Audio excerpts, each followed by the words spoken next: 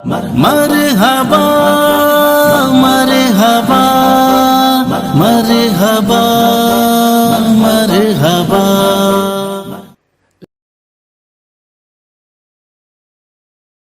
الرحمن الرحیم الحمد للہ رب العالمین والصلاة والسلام علی سیدنا محمد خاتم النبیین وعلی آلہ وصحبہ اجمعین۔ قرآن مجید میں ایک آیت ہے، وہ آیت آج کے حالات کے اعتبار سے ہمارے لیے اس پر عمل کرنا زیادہ ضروری ہو جاتا ہے۔ قرآن میں اللہ تعالیٰ نے ایک جگہ پر ارشاد فرمایا، وَمَا كَانَ اللَّهُ مُعَذِّبَهُمْ وَهُمْ يَسْتَغْفِرُونَ، کہ جب تک لوگ استغفار کریں گے اللہ تعالیٰ ان کو عذاب نہیں دیں گے۔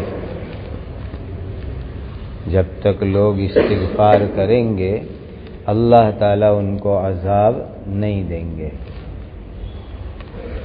اس وقت جو حالات چل رہے ہیں پوری دنیا میں، خاص طور پر ہمارے یہاں، تو سمجھو کہ اللہ تعالیٰ کی ایک عذاب کی شکل ہے، اور ہو سکتا ہے کہ اس کے پیچھے اللہ تعالیٰ مسلمانوں کو تیار کرنا چاہتے ہیں کہ بھئی غفلت کی نیند چھوڑو، بہت غفلت میں رہے، اب اللہ کو راضی کرنے کے لیے تیار ہو جاؤ، اللہ کے خوشی کے کام کے لیے تیار ہو جاؤ۔ یہ بھی ہو سکتا ہے کہ اللہ تعالیٰ ان حالات کے ذریعے سے ہم سب کو اپنا پکا ایمان والا بندہ بنانا چاہتے ہیں، کیونکہ حالات آتے ہیں تو دھیان اللہ کے ساتھ لگ جاتا ہے، اللہ کی طرف توجہ ہو جاتی ہے، اور جب اللہ کی طرف دھیان اور توجہ ہوتا ہے تو ایمان پاورفل ہو جاتا ہے۔ اسی لیے آپ دیکھ رہے ہیں جب سے یہ حالات شروع ہوئے کچھ نہ کچھ تو نمازی بڑھے ہیں مسجدوں میں، کچھ نہ کچھ تو کچھ تسبیح پڑھ رہے ہیں، دعائیں پڑھ رہے ہیں۔ تو حالات آنے کے بعد اللہ کی طرف دھیان کا بڑھ جانا یہ بہت بڑی نعمت ہے، اور اس کے ذریعے سے اللہ تعالیٰ ایمان کو مضبوط کرتے ہیں۔ اب جو خاص کرنے کا کام ہے وہ ہے اللہ تعالیٰ کے سامنے استغفار کرنا، معافی مانگنا۔ اب یہ جو صبح و شام کی 3 تسبیح ہے، ان 3 تسبیح کے اندر ایک تسبیح استغفار کی ہے کہ اللہ تعالیٰ کے سامنے معافی مانگے۔ اب یہ جو استغفار ہے، معافی مانگنا ہے، یہ دھیان کے ساتھ ہونا چاہیے۔ دھیان کا مطلب یہ ہے کہ جب ہم استغفار کی تسبیح پڑھتے ہو، استغفر اللہ استغفر اللہ استغفر اللہ، تو ہمارے دھیان کے اندر ایسا ہو، وچار میں ایسا ہو کہ اللہ میں آپ کا بہت بڑا پاپی بندہ ہوں، اے اللہ میں معافی مانگتا ہوں، ایسا دھیان میں بھی ہونا چاہیے۔ اے اللہ میں بہت بڑا گنہگار بندہ ہوں، مجھے اپنے گناہوں پر شرم ہے، اے اللہ میں معافی مانگتا ہوں۔ یہ دھیان میں بھی ہونا چاہیے، سوچ میں بھی ہونا چاہیے۔ تو استغفار زبان سے بھی ہو اور دل دماغ سے بھی ہو، وہ استغفار بڑا اہم ہوتا ہے۔ اسی لیے میں آپ سب کو کہتا ہوں کہ استغفار، اللہ سے معافی مانگنا، یہ پورے دھیان کے ساتھ کرو تو انشاءاللہ العزیز اللہ تعالی ہماری مغفرت کر دیں گے۔ تو یہ آیت جو میں نے قرآن کی پڑھی وہ تو ایسا تھا کہ مکہ کے اندر جو کافر لوگ رہتے تھے اس زمانے میں، وہ کافر لوگ بھی کعبہ شریف کا طواف کرتے تھے، وہ کچھ غلط کام بھی کرتے تھے اور طواف بھی کرتے تھے کافر لوگ، لیکن جب وہ لوگ طواف کرتے تھے تو اللہ تعالیٰ کے سامنے معافی کے الفاظ بولتے تھے وہ لوگ۔ حالانکہ کعبہ کی چاروں دیوار کے اوپر انہوں نے پتھر کی مورتیاں لگا رکھی تھی، کانچ کی مورتی لگا رکھی تھی، اور اس مورتیوں کی بھی عبادت کرتے تھے، مورتیوں کا بھی طواف کرتے تھے، اس کے سامنے بھی سجدہ کرتے تھے۔ لیکن اتنی بات تھی کہ وہ طواف کرتے کرتے کرتے اے اللہ معاف کر دے، اللہ معاف کر دے، اللہ معاف کرتے تھے، اتنا بولتے تھے۔ تو اللہ نے قرآن میں فرمایا کہ وہ اپنی زبان سے جو اتنا بولتے ہیں کافر لوگ کہ اللہ معاف کر دے، اللہ اس کی برکت سے ان کو بڑا عذاب نہیں دیتے تھے، اتنا بولنے کے اوپر۔ تو ایک کافر یوں کہے کہ اے اللہ معاف کر دو، مشرک کہے کہ اللہ معاف کر دو، اے اللہ معاف کر دو، تو اس پر اللہ تعالیٰ کافر مشرک سے عذاب کو دور کر دیتے ہیں۔ تو اگر ہم ایمان والے سچے دل سے اللہ کے سامنے معافی مانگیں گے، پورے دھیان کے ساتھ معافی مانگیں گے، تو اللہ تعالیٰ ہم کو عذاب سے بچا لیں گے، ہمارے گناہوں کو معاف کریں گے۔ تو ایک بہت بڑا فائدہ استغفار کا ہے کہ اس کی برکت سے اللہ تعالیٰ کا عذاب دور ہو جاتا ہے، اور آخرت میں معافی ہو جائے گی، یہ بھی بہت بڑی بات ہے۔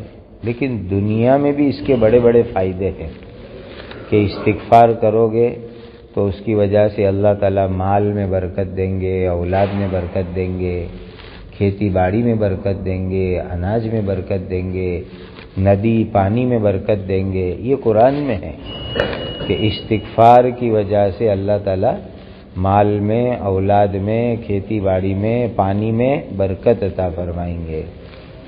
ابھی تو ٹھنڈی ختم ہونے آئی اور پیپر میں پڑھ رہا ہوں میں کئی جگہ کے اوپر کہ پانی کا پرابلم ہے، تالاب سوکھ گئے، ندیاں سوکھ گئی، اور آگے گرمی میں کیا ہوگا، وہ سب کو ایک بڑا ٹینشن ہے۔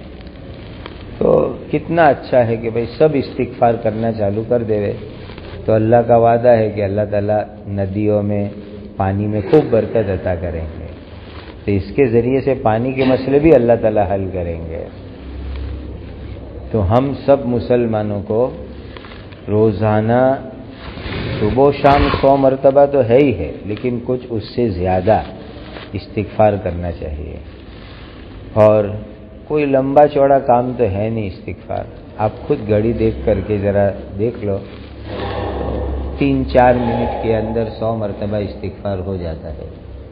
صبح میں 100 مرتبہ پڑھو، شام کو 100 مرتبہ پڑھو، اور پھر جب موقع ہو تب 100 مرتبہ استغفار کر لو، تو اللہ اس کی برکت سے عذاب بھی دور کریں گے، گناہ بھی معاف کریں گے، مال میں بھی برکت دیں گے، اولاد میں بھی برکت دیں گے، اور اللہ تعالیٰ پانی میں بھی برکت دیں گے۔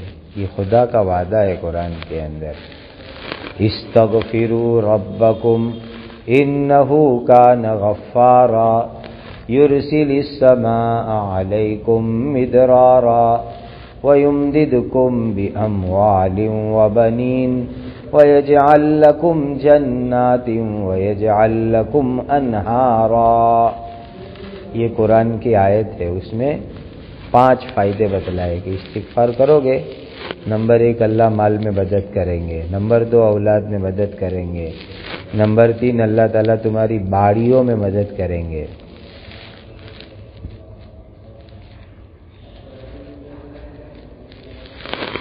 اور اللہ تعالیٰ تمہاری نہروں میں پانی کے اندر مدد کریں گے، کہ بارش اللہ تعالیٰ تم کو دیں گے۔ 5 بڑے بڑے فائدے اللہ نے بیان کر دیے۔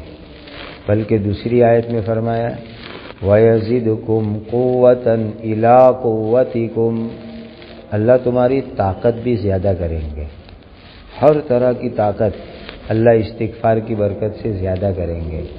اسی لیے خوب استغفار کرو، خوب اللہ تعالیٰ کے سامنے معافی مانگو، اللہ تعالیٰ حالات کو انشاءاللہ العزیز بدلیں گے، اور بہت اچھے حالات اللہ تعالیٰ دکھائیں گے۔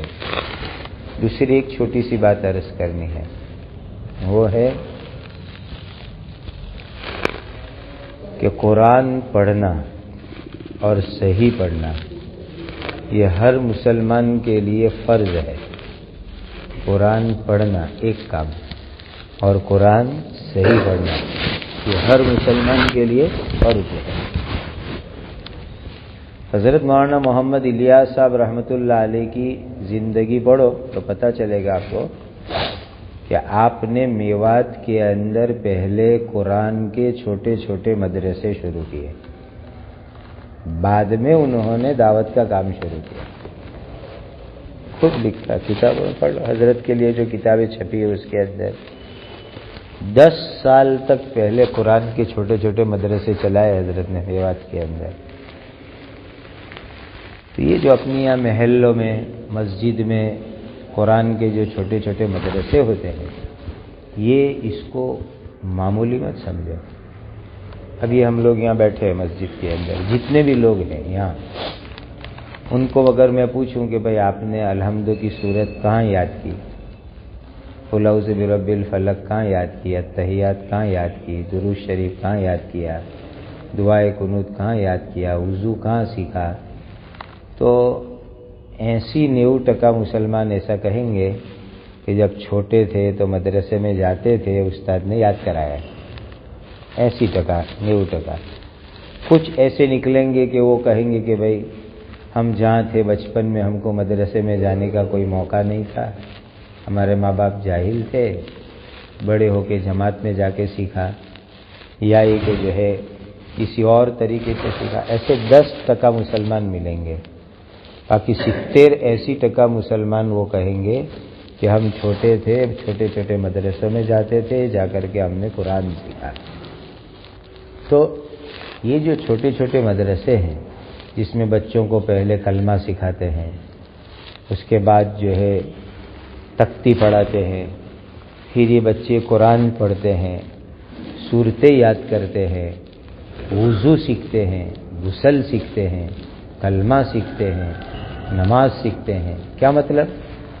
ایک مسلمان کو بیزک، پرائمری، پراتھمک دین کی جتنی جانکاری اور معلومات ہونی چاہیے، جتنا دین ہر مسلمان کے لیے فرض اور ضروری ہے، وہ ان چھوٹے چھوٹے مدرسوں کے اندر سکھایا جاتا ہے۔ اس لیے ایک کام تو یہ کرنا کہ اپنے گھروں کے بچوں کو مدرسے میں پابندی کے ساتھ بھیجو۔ اپنا گھر ہے، اپنے بھائی بہن کا گھر ہے، اپنے رشتہ داروں کا گھر ہے، اپنے آجو باجو والوں کا گھر ہے، اپنے محلے والوں کا گھر ہے، وہاں سے بچوں کو روز مدرسے میں جاوے اس کی فکر کرو۔ جس طریقے سے ہم گش میں جا کر کے نماز نہ پڑھنے والوں کو مسجد لاتے ہیں، اس طرح ایک بڑا گشت یہ بھی کرنا ہے کہ جن گھروں میں سے بچے مدرسے میں پڑھنے نہیں جاتے، ان بچوں کے ماں باپ کو سمجھا کر کے، بچوں کو سمجھا کر کے مدرسے میں قرآن پڑھنے کے لیے لاؤ، ان کا داخلہ کراؤ، ان کو روز آوے ایسی فکر کرو۔ یہ بچے قرآن پڑھیں گے، قرآن سیکھیں گے، پوری زندگی کا ثواب انشاءاللہ اللہ تعالیٰ آپ کو دیں گے، کیونکہ آپ کی فکر، آپ کی محنت سے وہ بچہ مدرسے میں آیا، قرآن پڑھا، کلمہ پڑھا، پوری زندگی وہ پڑھے گا، تو پوری زندگی تک آپ کو ثواب ملتا رہے گا۔ کتنی بڑی بات ہے۔ پھر اگر ان بچوں میں سے کوئی بچہ آگے چل کے حافظ بن گیا، کوئی عالم بن گیا، کوئی مفتی بن گیا، تو اور بڑا ثواب آپ کا۔ تو ان چھوٹے چھوٹے بچوں کو سمجھا کر کے لانا، ان کے ماں باپ کو سمجھا کر کے لانا، ان کو مدرسے میں داخلہ کرانا اور ان کے اوپر دھیان دینا، یہ تو بہت بڑا ثواب کا کام، بہت بڑا نیکی کا کام۔ اب اس کا ایک میں سیدھا سادہ داخلہ دوں آپ کو سمجھانے کے لیے۔ ہر مسلمان روزانہ 5 وقت نماز پڑھتا ہے، آگے پیچھے سنت نفل پڑھتا ہے، فرض کے آگے پیچھے، ہر رکعت میں الحمد شریف پڑھتا ہے۔ الحمد شریف میں 7 آیت ہے۔ اب ایک بچے کو آپ نے فکر سے مدرسے میں داخلہ کرایا، استاد کے پاس بیٹھ کے وہ الحمد اس نے یاد کر لی، اب وہ بچہ 60 برس 70 برس 80 برس 90 برس زندہ رہے گا اور ہر نماز میں الحمد پڑھے گا تو آپ کو لاکھوں الحمدللہ پڑھنے کا ثواب ملے گا. آپ کو کوئی معمولی چیز ہے؟ لاکھوں الحمدللہ وہ بچہ پڑھے گا زندگی میں، اس کا ثواب آپ کو ملے گا. جیسے آپ اور میں ہر نماز میں الحمدللہ پڑھتے ہیں، بسم اللہ پڑھتے ہیں، تو کسی استاد نے ہم کو سکھایا نا، تو اس استاد کو لاکھوں الحمدللہ بسم اللہ کا ثواب مل رہا ہے کیونکہ انہوں نے ہم کو سکھایا. تو ہم کسی کو سکھائیں گے، کسی بچے کو فکر کر کے داخل کرائیں گے، وہ بچہ زندگی بھر جو پڑھے گا اس کا ثواب انشاءاللہ ہم کو ملے گا. کتنی بڑی نیکی ہو گئی. اسی لیے آپ سب وعدہ کرو کہ اپنے محلے میں، اپنے شہر میں جو مسلمان رہتے ہیں، نئی نئی سوسائٹی بنتی ہے، نئے نئے اپارٹمنٹ بنتے ہیں، جھوپڑ پٹیاں ہوتی ہے کہ جہاں سے مسلمان بچے مدرسے میں آتے نہیں پڑھنے کے لیے، ایسے گھروں کا گشت کرو، سروے کرو، ان کی انفرادی ملاقات لو، بار بار ملاقات لو، ان کے ماں باپ کو سمجھاؤ اور ان کے بچوں کو مدرسے کے اندر داخل کرو. انشاءاللہ وہ بچہ پوری زندگی آپ کے لیے صدقہ جاریہ بن جائے گا. کتنی بڑی نیکی بن جائے گی آپ کے لیے. دوسری بات، بہت سے بچے ایسے ہوں گے ایک دم غریب گھر کے بچے ہوں گے، ان کے ماں باپ مزدوری کرتے ہیں، ماں گھروں میں کام کرنے جاتی ہے، باپ جو ہے مزدوری کرنے جاتا ہے. ان کے بچوں کی کون فکر کرے؟ ماں باپ بیچارے روٹی کی فکر میں. اب وہ بچے کیا ہوتے ہیں؟ آوارہ گھومتے ہیں، بھیک مانگتے ہیں. وہ بچے کسی ہوٹل میں، ریسٹورنٹ میں، لاری پر کام کرنے جائیں گے، اور وہ مسلمان کے بھی بچے ہیں. تو ایسے بچوں کو سمجھا کر کے لاؤ. اب مدرسے والے کہے کہ بھائی 50 روپے فی دینی پڑے گی، تو 50 روپے کون سی بڑی بات ہے؟ 100 روپے کون سی بڑی بات ہے؟ آپ وہ غریب کے بچے کے لیے 50-100 روپے فی اپنی جیب میں سے دو مدرسے میں، تو انشاءاللہ آپ کے پیسے لگیں گے اور وہ بچہ قرآن پڑھے گا، کلمہ سیکھے گا، تو ان کی پوری زندگی بن جائے گی اور آپ کا کام ہو جائے گا. کون ارادہ کرتا ہے کہ میں ایسے بچوں کو لاؤں گا کہ جو بچے آج تک مدرسے نہیں آئے ان کو ڈھونڈ کے لا کر کے میں ایسے بچوں کو داخل کروں گا؟ کون نیت کرتا ہے؟ ماشاءاللہ العزیز، یہ بہت بڑا ثواب کا کام ہو جائے گا، بہت بڑی نیکی کا کام. ہم نے سورت کی ایک جھوپڑ پٹی میں، ہم کو پتہ چلا کہ یہاں اس جھوپڑ پٹی میں 200-300 جھوپڑے مسلمان کے. ہمارے یہاں سورت کے ساتھ ایک بھیستان ہے اور ریلوے پھاٹک پر پٹری جاتی ہے، ممبئی احمدآباد جو ریلوے لائن ہے، اس کے آجو بازو میں ہزاروں مسلمان رہتے تھے وہاں، پورے ملک کے. تو وہاں کی جھوپڑ پٹیوں میں بھی الحمدللہ کام ہے. تو ایک جھوپڑ پٹی کے بارے میں پتہ چلا تو ہم لوگ گئے، ہمارے ساتھی پہنچے وہاں. تو کیسے بچے ملے؟ ان کے ماں باپ بھی سب بھکاری اور وہ بچے بھی بھکاری. تو بچوں کو سمجھایا، چاکلیٹ دی، بسکٹ دی. آپ کو قرآن پڑھنا ہے، کلمہ پڑھنا ہے، نماز پڑھنی سیکھنی ہے، آؤ گے تو کھائیں گے. روز بسکٹ کھلائیں گے تو کیا روز بسکٹ ملے گی؟ سویٹ دیں گے کہ روز سویٹ ملے گی آپ کو پڑھنے آنے کا. تو ان کو بلانا شروع کیا. 1-2 دن بعد آئے تو اس میں بھی 2 سمجھدار بچے کہنے لگے استاد مولانا صاحب کو کہ آپ ہم کو شام کو پڑھاوے تو چلے گے نہیں، صبح کے بجائے. تو استاد نے کہا کیوں؟ تو کہا ہمارے دھندے پر اثر پڑتا ہے. کہا کیا دھندے پر اثر پڑتا ہے؟ تو کہا ہم لوگ صبح نیند میں سے اٹھتے ہیں تو ہماری سسٹم ہے یہ 300-400 جھوپڑے مسلمانوں کے، کہ ہماری سسٹم ہے کہ ہم لوگوں نے تقسیم کر لیا ہے کہ کچھ بچے شہر میں جھانپا بازار کی طرف، کچھ بچے اسٹیشن کی طرف، کچھ بچے فلانی جگہ، سب جگہ کی طرف ہم لوگ بھیک مانگنے جاتے ہیں. اور صبح سے لے کر دوپہر تک ہمارا دھندا بھیک مانگنے کا ہے. تو آپ صبح پڑھاؤ گے تو ہماری بھیک پر اثر ہوگا اور لوگ صبح میں زیادہ دیتے ہیں. تو آپ شام کو پڑھاؤ تو چلو گے. تو وہاں سے فون آیا میرے کو، میں نے کہا کوئی بات نہیں، ان کو کہو شام کو آؤ. تو پھر استاد نے شام کو پڑھانا شروع کیا. تو 3:30 پونے 4 بجے 3-1 بجے کے قریب وہ بچے بھیک مانگ کے آتے، جو کھایا پیا اور آ کے پھر وہ ایک جھوپڑی میں پڑھنے بیٹھتے ہیں. 1 مہینے کے بعد میں گیا، وہاں تک میں گیا ہی نہیں. اس تک تو کا محنت کرو.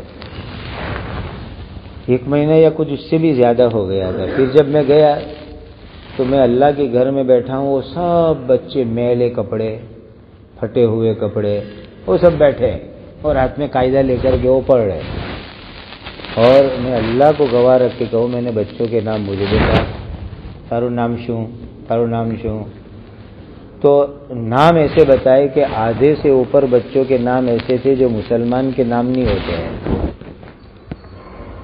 مسلمان کے نام نہیں ہوتے ایسے بچوں کے نام.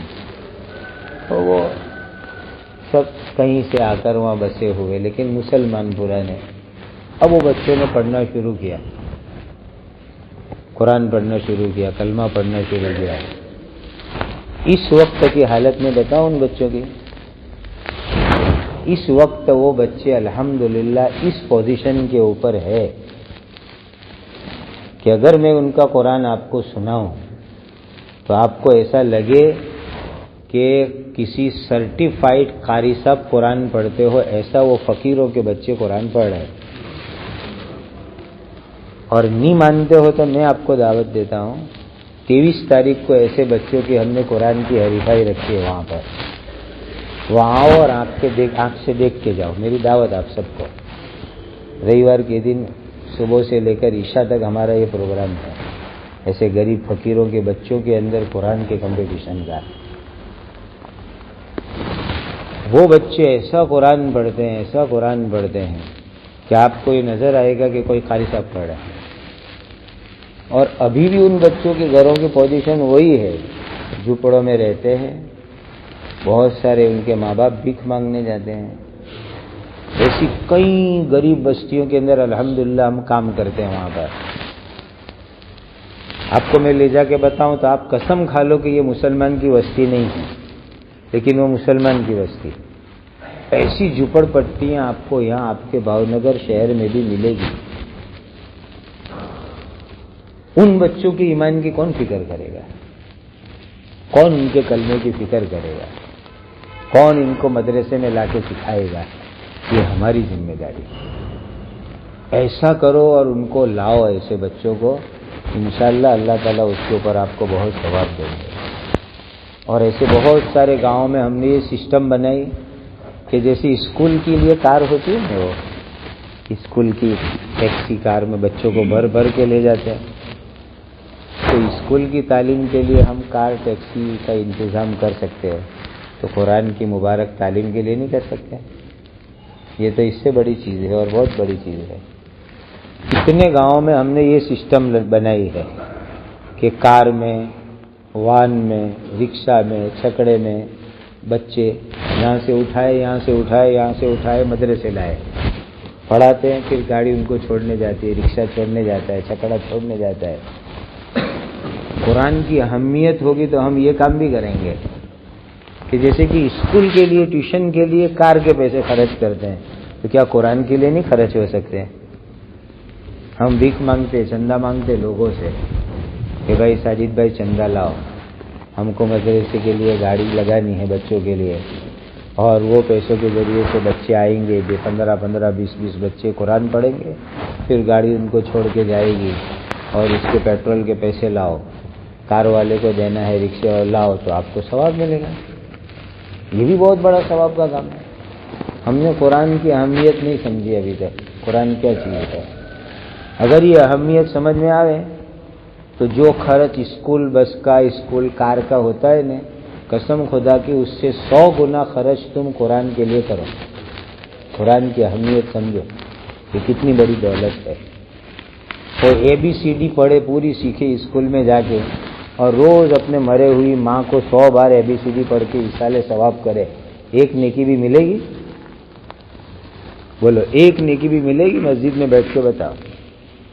اور وہی بچہ مدرسے میں آ کر خالی بسم اللہ سیکھے، خالی بسم اللہ، اور کچھ نہیں سیکھا. چلو، آپ نے محنت کی، اس کے پیچھے لاکھ روپے خرچ کیے، خالی بسم اللہ سیکھا. اور آپ کے انتقال کے بعد وہ بچہ ایک مرتبہ بھی بسم اللہ پڑھ کے ثواب ایصال ثواب کرے، ایسے واقعات موجود ہے کہ اللہ بسم اللہ کی برکت سے مرحوم باپ کی مغفرت کر دیتے ہیں، خالی بسم اللہ پڑھنے کی برکت سے۔ اسی لیے آپ بتاؤ کہ کون سا آدمی زیادہ کامیاب ہے، کون زیادہ فائدے والا ہے؟ اسی لیے میں آپ سب کو کہتا ہوں، سب اس کی فکر لو اپنے سر کے اوپر، پہلے اپنی فیملی، اپنی بستی، اپنا محلہ، اپنا گاؤں، اپنا شہر، کہ جس جو بچے ابھی تک مدرسے میں آتے نہیں ہیں ان بچوں کو ڈھونڈ کر کے لا کر کے ان کا مدرسے میں داخلہ کراؤ، ضرورت پڑے تو اس کے لیے خرچ کرو۔ میں ذمہ داری سے کہتا ہوں، ایسے غریب گھر کے بچوں کے لیے آپ زکوٰۃ کا سسٹم بھی لگاؤ گے تو بھی آپ کی زکوٰۃ صحیح جگہ لگی، بہت صحیح جگہ لگی، بہت صحیح جگہ لگی۔ غریب لوگ آتے ہیں نا آپ کے پاس، شادی ہے زکوٰۃ کی رقم ہو تو دے دو، تو شادی میں غریب کو زکوٰۃ کی رقم نہیں دو گے نہ تو چلے گا، لیکن کوئی مسلمان بچہ بغیر کلمے کا ہو اور اس کے ماں باپ غریب ہو، ایسی جگہ پر زکوٰۃ کی رقم خرچ کرو گے تو اللہ تعالیٰ آپ کو بہت بڑا ثواب عطا کریں گے، بہت بڑا ثواب دیں گے۔ اسی لیے اس قرآن کی تعلیم کی اہمیت سمجھو، کرو گے یہ کام، اللہ تعالیٰ ہم سب کو عمل کی توفیق عطا فرمائے۔ اللہ تعالیٰ ہر مسلمان بچے کو قرآن سے جوڑ دے گے، اور اللہ تعالیٰ ہر مسلمان کو قرآن اور دین سیکھنے والا بنا دے۔ آتا ہے کہ بھائی بزرگوں نے لکھا ہے کہ جو بچہ ان مدرسوں میں آ کے قرآن پڑھ لے گا وہ کچھ بھی ہو جائے لیکن کبھی وہ مرتد نہیں ہوگا، کبھی وہ مرتد نہیں بنے گا۔ اور آج مرتد کی آندھی چل رہی ہے، ارتداد کی آندھی چل رہی ہے، کہ جس بچے یا بچی نے قرآن مدرسے میں آ کر ناظرہ پڑھ لیا، استاد کے پاس رہ کر مدرسے کی تعلیم حاصل کر لی، وہ آوارہ بن سکتا ہے، شرابی بن سکتا ہے، جگاری بن سکتا ہے، اللہ بچا کے رکھے بڑا ہو کے، لیکن وہ مرتد نہیں بن سکتا، ایمان سے نہیں نکل سکتا، اس لیے کہ بچپن میں اس کے دل میں ایمان کا بیج لگ گیا ہے اور وہ کبھی ختم نہیں ہوگا۔ اللہ آپ کو اور مجھ کو اس کے عمل کی توفیق عطا فرمائے۔ سبحان ربک رب العزت